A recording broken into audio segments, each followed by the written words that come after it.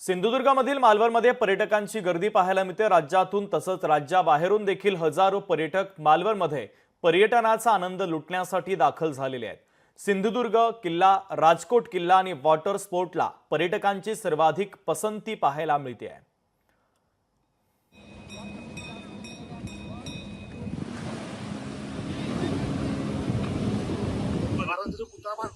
एक नंबर आहे बघण्यासारखं आहे। आणि सगळ्या वॉटर राईड वगैरे घेतले जाते। जेवण पण मस्त आहे। पापलेट सुरमई मस्त एक नंबर खायला।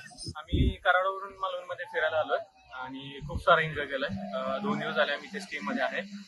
तारकर्लीला एक स्टे केलाय आणि वायरी बीचला एक स्टे केलाय आणि आता वॉटर स्पोर्ट जस्टच घेतलेला आहे आणि वॉटर स्पोर्ट पण खूप एन्जॉय घेतलाय।